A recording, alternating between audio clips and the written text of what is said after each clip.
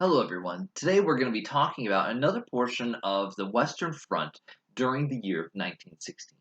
World War I has been raging for quite a while at this point, and numbers of casualties and deaths and supply and morale being damaged was just skyrocketing.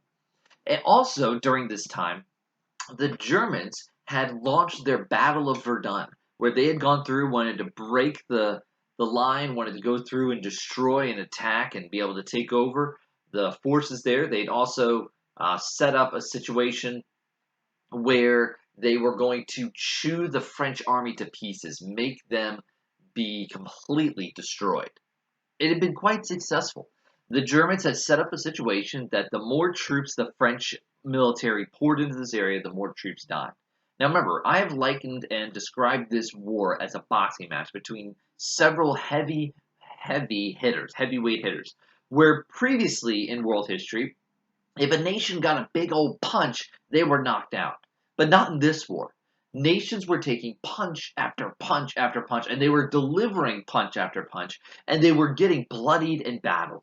And what Germany wanted to do with this Battle of Verdun was go through and have a major advance, a major attack that they would go through there and just chew up and destroy as many Frenchmen as they could. And it was quite successful.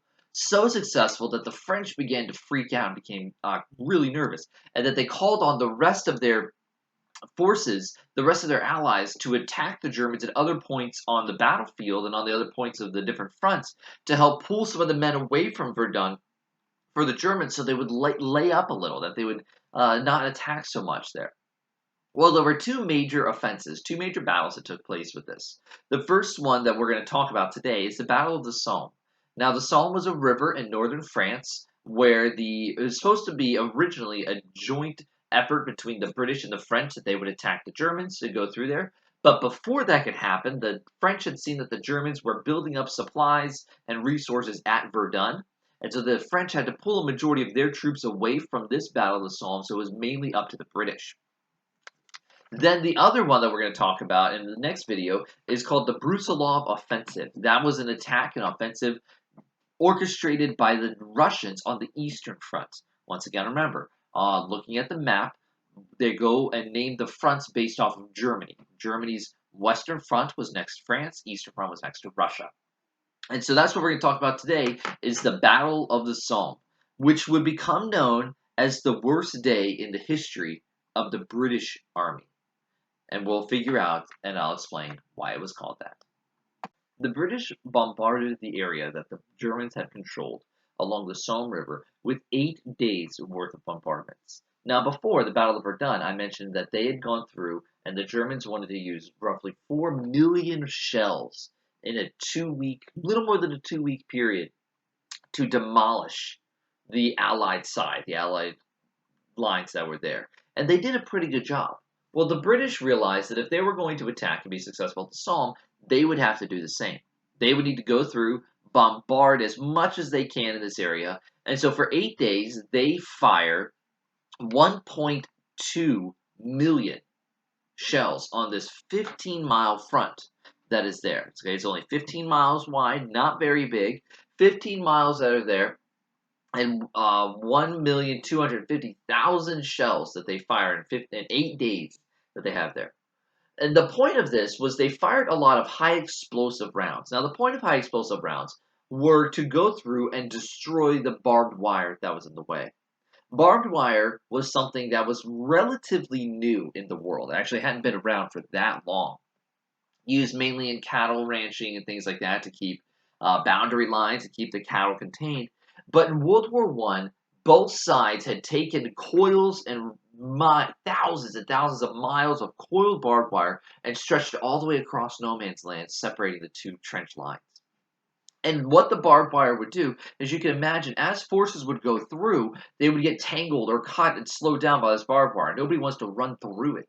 And it was not like they would just have one coil of barbed wire, but it would be 10, 15 feet thick of coiled barbed wire that was there. And it was set up so that it would slow down approaching enemy, the infantry of the enemy coming through there. And so they bombard this area of no man's land and the German entrenchments and their forces there with high explosives to destroy and blow up the barbed wire as best they can. So the men were, and hopefully would be able to relatively easy go through there. Now, the army that was being used here was the British Army. Now, remember, as I mentioned in a previous battle, most of the veteran army of England, one of the best armies in the world at that point, veteran-wise, with experience, had been killed throughout this other battle. And so now the British had a brand new army that was even bigger than their veteran army of roughly they had 750,000 troops. 750,000 troops, which is a lot of soldiers. They were hoping that the high explosives would go through. The troops had been trained. They would go and the explosives would blow up the barbed wire, and they'd be able to charge across no man's land and take the German position, take the lines there. That was the goal. There were several things, though, that General Haig, the head commander of the English forces, did not realize. And some things that he did realize, but at the same time seemed to ignore. I asked in one of the previous videos, were the people beginning to learn? Were they beginning to look at it and say, we need to change our way of doing things? And this battle proved that, at least for General Haig and several other generals, they had not learned. They did not change their strategies based off of the new warfare types that were here. And the men on the ground would pay dearly for it. The troops that were here were brand new. Almost none of them have seen actual battlefield experience before. And so they're excited. Morale is high. They've been told that they were going to bombard the British. The British were going to bombard the Germans, and they were just going to march through and take these territories. It was awesome. But Haig realized these troops are so brand new that there's no way they're going to be able to be successful with any other plan except for what we train them. We're going to train them to get up out of the trenches, charge across no man's land, and take the enemy forces. That's what they were trained to do. And so there was no plan B. If this plan did not work with the first couple of advances across no man's land, there was no other options. They would just keep going until this worked. So 750,000 men were ready to do this. The other thing that General Haig did not take into consideration was the inaccuracy and the inability of his artillery to destroy the barbed wire entrenchments. After the 8-day bombardment had ended, had silenced, most of the barbed wire was still there. And so when the troops go across no man's land, they get stuck. Now, that would not have been a problem if the bombardment had destroyed the German entrenchments and what would later be called pillboxes, which was basically a concrete bunker with machine guns and cannons sticking out of it. But those weren't destroyed either. The Germans had been building a defensive line since they had taken this territory near the beginning of the war. They realized they were not going to be able to win this war by invading France and making them capitulate and hold them down and say, all right, surrender, say uncle. They weren't going to be able to do that. What they were hoping to be able to do as the German army was make France bleed so much that France finally said, all right, enough's enough. We can't go any further. So Germany had built these really well-built bunkers and underground tunnels and passageways that kept the men safe from the British bombardment. And so when the bombardment started, all of these men just went underground, knowing that the British couldn't attack while the bombardment was taking place because they themselves would be killed by this bombardment. When the shelling was over, the British did not immediately send the men across no man's land, which gave time for the German forces to get back up top, man the guns, man the trenches, and be prepared for this invasion. Well, on July 1st, 1916, it all happened. They come through, and this brand new army tries to break through the line. They would break the German line and then use horses, cavalry, to go through and just round up all the rest of the Germans, is what their idea was. After the shelling, 8 days, I think I said earlier 1.2, it's actually 1.7 million shells, 175,000 shells would be used for nothing. When the British troops were going across, they ran into the barbed wire. And as the front line of troops runs into the barbed wire, the men begin piling up behind them because they have to clear the barbed wire. Well, these men are not equipped to remove the barbed wire. They don't have the proper gloves or snippers to cut the barbed wire and then move it out of the way. And ones that do have it, while they're trying to come to the front of the line to move this, the men that are standing there waiting are getting chewed to pieces by the German artillery and the German machine guns. Not only that, but as this is going through, they are being chewed to pieces there. The first wave gets stopped, so the second wave is called up, and they go. And they get demolished and chewed to pieces. So the third wave gets called up, and the fourth wave. Now, something I want you to realize when we talk about the numbers here, when I say 750,000 troops were in this new British Army, that is really hard for us to comprehend in our minds for most of us, how many people that is. But I want you to go down to the individual for a moment. Put yourself in the place of an individual World War I British soldier, brand new, probably 17, 18, 19 years old, maybe a little bit older, maybe a little bit younger, standing there, and you hear the call of the whistle of your commanding officers, and you know that whistle means that your line is the next one to cross. You're about to climb out of the trenches and storm across no man's land. But while you were standing there waiting for your turn, you're in the fourth line. And you saw the first line, the second line, and the third line get chewed to pieces. And what this shows here is not the idiocy or the foolishness of the troops, but just the human condition that allowed them to go forward knowing what would probably happen to them, that they listened to their commanding officers. Now, their commanding officers should have known better. They definitely should have changed and done something different instead of sending all of these men into this meat grinder that the Germans had prepared for them. But the fact that they're willing to do that, what has to grip somebody for a willingness to charge across knowing what happened to the first three waves in front of you? Well, it wasn't just three waves that went across. Eventually, after the first day, July 1st is when the first group of British soldiers went across. That evening, the German army had lost 58,000 casualties. They'd started with 750,000 soldiers. Now, not all of them were used in wave after wave after wave. Some of them were saved and reserved, waiting for the German line to be broken, and then this reserve force would flood through the broken spot there on the line and charge forward. But of the army that was supposed to break the line, 58,000 casualties, almost a third of those casualties were deaths. That they died there in one day. 58,000. This has been known as the bloodiest single day of combat in world history that we know of. As I mentioned, this day is the worst day in the history of the British Army. To help put it in perspective a little bit, in American history, in U.S. history, the worst, bloodiest day that we have on our own record, the battle that we have is during the Civil War, was during the Battle of Antietam. Now, if we were in the classroom, I would ask you, I'd say, how many do you think died in the bloodiest day in Antietam that happened there, both North and South, that took place there? Well, with Antietam, we had 22,000 casualties with North and South. 22,720 to be exact are the numbers that we have there. North and South, both sides. That is the bloodiest day in U.S. wartime history that we have there.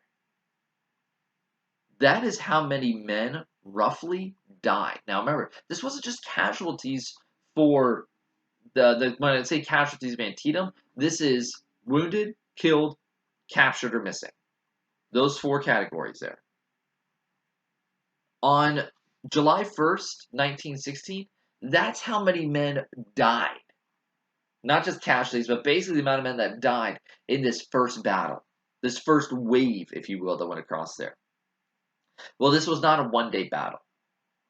In the month of July, the Allies would lose roughly 200,000 casualties, where the Germans would suffer 160,000 casualties.